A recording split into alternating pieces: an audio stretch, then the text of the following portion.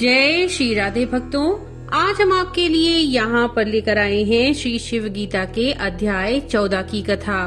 तो चलिए शुरू करते हैं। शिव जी से ब्रह्म साक्षात्कार की विधि सुनकर अब दूसरे साधनों से प्रश्न करते हुए श्री रामचंद्र जी बोले, हे भगवान, यद्यपि आपका रूप सच्चिदानंदात्मक, निर्वयव, क्रियाशून्य और निर्दोष है तथा सब धर्मों से परे मन और वाणी के अगोचर आपको सर्वव्यापक होने से जीव सर्व स्थान में स्थित आत्मा स्वरूप से देखता है। आत्म विद्या और तप ही जिसका मूल साधन है, जो उपनिषदों का मुख्य तात्पर्य है, जो मूर्ति रहित संपूर्ण भूतों का आत्मा अर्थात सब जीव जिसके अंश हैं, जो कारण का कारण अदृश्य स्वरूप है, जो अति सूक्ष्म और इंद्रियों से अग्राह्य है, वह ब्रह्म ग्राह्य कैसे हो सकता है? उस सूक्ष्म में चित्त की वृत्ति किस प्रकार हो सकती है? मुझे संदेह है, इसी से बुद्धि व्यग्र है। इसका उपाय आप वर्णन कीजिए। श्री शिव जी बोले, हे महाभुज रामचंद्र, सुनो, मैं इस विषय में उपाय कहता हूँ। प्रथम सगुण उपासना करते करते चित्त को एकाग्र करें और निर्गुण स्वरूप में चित्त की वृत्ति को प्रवृत्त करें। इसको कहते हैं कि प्रिय मनुष्य को जिस प्रकार मृग जल दिखाकर रवि अर्थात जल है ऐसा प्रताड़ना से बुलाकर फिर वास्तविक जल दिखाते हैं, इसी प्रकार प्राणी को प्रथम साधनादि का उपदेश कर पीछे ब्रह्म ज्ञान का कथन करते हैं। और इस प्रकार जाने कि इस अन्न के पिंड स्थूल देह में जन्म मृत्यु व्याधि यही दृढ़ता से विद्यमान है, अर्थात निश्चय ही इसकी दिशा बदलती रहती है। ऐसे स्थूल देह में प्राणों के अहम भाव से जो आत्म बुद्धि दृढ़ हो जाती है, वह नहीं मिटती। आत्मा कभी जन्म नहीं लेता और इसका नाश भी नहीं होता, कारण कि यह नित्य है। अब शरीर की अवस्था वर्णन करते इसकी निस्सारता प्रतिपादन करते हैं। उत्पत्ति, अस्थि, परिपक्वता, वृद्धि, क्षय और नाश, ये 6 अवस्थाएं इस शरीर की हैं। और घट में स्थित आकाश जिस प्रकार निर्विकार है, इसी प्रकार इस देह में आत्मा विकार रहित है। इस प्रकार देह और आत्मा दोनों धर्म परस्पर विरुद्ध हैं। अज्ञानी जन अविद्या से देह को आत्मा मानते हैं और ज्ञानी देह से आत्मा को पृथक देखते हैं।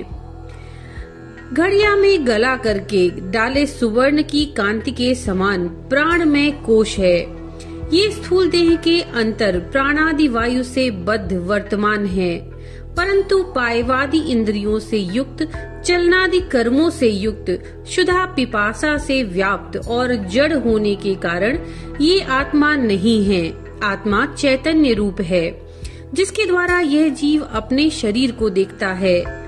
आत्मा ही परब्रह्म निर्लेप और सुख का सागर है। अज्ञान इस ब्रह्म का ग्रास नहीं कर सकता, न ब्रह्म किसी वस्तु का ग्रास करता है, अर्थात वह अनामय परिपूर्ण सर्वत्र सुख स्वरूप है। उस प्राणमय कोश के अंतर्गत मनोमय कोश है। वह संकल्प विकल्प रूप बुद्धि और इंद्रियों से समायुक्त है। काम, क्रोध, लोभ, मोह, मात्सर्य और मद, यह शत्रुओं का खड्वर्ग और ममता, इच्छादि, यह संपूर्ण मनोमय कोश के धर्म हैं। जो कर्म विषयनी बुद्धि और वेद शास्त्र निश्चित की गई है, वह ज्ञान इंद्रियों के सहित विज्ञानमय कोश में स्थित रहती है। इसमें कर्तव्यपन का अभिमान निसंदेह वह जीव विद्यमान है, जो इस लोक तथा परलोक में गमन करता है। व्यवहार में जिसको जीव कहते हैं। आकाश आदि के सात्विक अंश से ज्ञान इंद्रियों की उत्पत्ति होती है। आकाश से श्रोत्र, पृथ्वी से घ्राण, जल से जीवा और तेज से चक्षु, वायु से त्वचा उत्पन्न होती है। इस प्रकार यह इंद्रिय पांच भौतिक हैं। जीवत्व प्राप्ति के 3 शरीर हैं, स्थूल, सूक्ष्म और कारण। स्थूल का अंत सूक्ष्म और सूक्ष्म का अंतःकरण शरीर है। सूक्ष्म शरीर को ही लिंग शरीर कहते हैं। इन तीनों शरीरों में 5 कोश रहते हैं, अन्नमय, प्राणमय, मनोमय, विज्ञानमय और आनंदमय। स्थूल शरीर में अन्नमय कोश है, सूक्ष्म शरीर में आनंदमय कोश है। इन 5 कोशों में अन्नमय कोश से वर्णन करके लिंग शरीर के तीनों कोश कहकर लिंग शरीर के अवयवों का वर्णन किया है। इन 5 भूतों के सात्विकादि अंश से बुद्धि और मन उत्पन्न होते हैं, जिसमें बुद्धि निश्चयात्मिका और मन संशयात्मक है। और वचन, हाथ, पाद, पायु, उपस्थ ये 5 कर्मेंद्रिय तो आकाश आदिकों के रजोगुण अंश से क्रम पूर्वक उत्पन्न होते हैं और उन सब के रजोगुण समान मिलने से 5 प्राणादि वायु उत्पन्न होते हैं। यही 5 ज्ञानेन्द्रिय, 5 कर्मेंद्रिय, 5 प्राण, मन और बुद्धि मिलाकर 17 अवयवों से लिंग शरीर की उत्पत्ति होती है। ये लिंग शरीर तपाए हुए लोह खंड के समान गोल है। इस कारण परस्पर के अध्ययस पड़ने से साक्षी चैतन्य से युक्त है। जहाँ साक्षी चैतन्य लिंग शरीर से अध्यास को प्राप्त होता है, वही आनंदमय कोश है।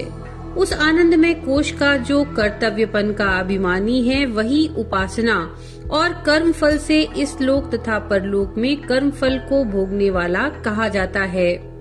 जिस समय निद्रावस्था में यही आत्मा लिंग शरीर के अध्यास को छोड़कर केवल अपने स्वरूप में अविद्या संयुक्त रहता है, तब इसकी साक्षी संज्ञा है। अंतःकरणादि इंद्रिय और इनकी वृत्ति, अनुभव और स्मृति, इनका दृष्टा होने से अंतःकरण का अध्यास होने पर आत्मा को साक्षित्व और कैवल्य हुआ, तब भोक्तृत्व होता है। इसके उपरांत ऋतौ पिबतौ सुकृतस्य लोके ग्रहाम प्रविष्टौ परमे परार्धे छाया तपौ ब्रह्मविदौ वदन्ति पंचाग्नयो ये च त्रीणा चिकेता। इस श्रुति को कहते हैं, आतप बिना आच्छादित बिंब रूप ईश्वर छाया, आच्छादित बिंब रूप जीव, ये दोनों ब्रह्ममय प्रकाश से प्रकाशित हैं। इन दोनों में एक जीव भोक्ता होने से कर्मफल को भोगता है और ईश्वर दृष्टा होने से भुगाता है। क्षेत्रज्ञ जीवात्मा को रथी, शरीर को रथ, बुद्धि को सारथी, मन को लगाम कहते हैं। इंद्रियों के घोड़े स्वरूप जानना और यह इंद्रिय रूपी अश्व रूपादि विषय रूपी स्थान में विचरते हैं। इंद्रिय और मन के सहित ये आत्मा भोक्ता कहता है। वास्तव में उपाधि बिना ये आत्मा शुद्ध है, कदाचित कर्तव्य भोक्तृत्व को प्राप्त नहीं होता। तात्पर्य यही है कि रथी तो रथ में बैठा है, सारथी और घोड़े रथ को जिधर ले जाएं उधर ही जाता है, और यदि दुष्ट घोड़े हुए तो सारथी का भी कहना न मानकर रथ लेकर कहीं गड्ढे में डाल देते हैं। इसी प्रकार दुष्ट इंद्रियां इस शरीर रूपी रथ को विषयों में ले जाकर पटकती हैं। तब सब इंद्रियों के सहित आत्मा दुखी प्रतीत होती है। इस प्रकार से जो ब्राह्मण शांति आदि से युक्त होकर उपासना करता है, वह जिस प्रकार की कदली के वलकल को बराबर उतारते चले जाओ तो उसमें वलकल ही निकलते आते हैं, पश्चात सार प्राप्त होता है। इसी प्रकार पंचकोश में क्रम से उपासना करते और उनमें चित्त हटाते तथा उन्हें असार रूप जानते हुए सबके अंतः सारभूत आत्मा को प्राप्त होता है। इस प्रकार मन को सावधान करके पंचकोश का ज्ञान करके जो मन स्थिर करता है, तब उसका चित्त निराकार परमात्मा में लग जाता है। तब वह मन केवल परमात्मा को ही ग्रहण करता है, जो केवल अदृश्य अग्राह्य स्थूल सूक्ष्मादि धर्म से परे उसमें प्राप्त होकर निश्चल हो जाता है, फिर चलायमान नहीं होता। श्री रामचंद्र जी बोले, हे भगवान, जब श्रवणादि साधन द्वारा आत्म स्वरूप की प्राप्ति हो जाती है तो वेद शास्त्र के जानने वाले यज्ञशील सत्यवादी उसके श्रवण करने में प्रवृत्त क्यों नहीं होते? और कोई सुनकर भी आत्मा को जान नहीं सकते और कोई जानकर भी मिथ्या मानते हैं। क्या ये आपकी माया है? शिव जी बोले, हे महाबाहो, यह ऐसे ही है, इसमें कुछ संदेह नहीं। मेरी त्रिगुणात्मिका माया का उल्लंघन करना महाकठिन है। जो मेरे शरणागत आकर मुझको प्राप्त हो जाते हैं, वे ही माया से तरते हैं। जो अभ्यभक्त हैं और जिनकी श्रद्धा मेरा विषय नहीं है, वे इस लोक और परलोक में अनेक प्रकार के फल की इच्छा करने वाले, उनको कर्मानुसार फल मिलता है। वे सुख भोग कर भी थोड़े काल में इस लोक में प्राप्त होते हैं। कारण कि उन्हें तो कर्मफल ही इष्ट है और कर्मफल क्षय होने वाला है, तथा थोड़े और ऐसे लोकों में उन फलों को भोगते हैं जहाँ जहाँ अल्प सुख है और शीघ्र नष्ट हो जाता है। इस बात को ना जानकर जो अधम मनुष्य कर्मों को करते हैं, वे माता के गर्भ में उत्पन्न होकर बारंबार मृत्यु मुख में पड़ते हैं। अनेक प्रकार की योनियों में उत्पन्न हुए किसी एक प्राणी के करोड़ों जन्म के संचित पुण्यों से मेरे प्रति भक्ति होती है। वही श्रद्धा युक्त मेरा भक्त ज्ञान को प्राप्त होता है और दूसरा करोड़ों जन्म में भी कर्म करने से मुझे प्राप्त नहीं होता।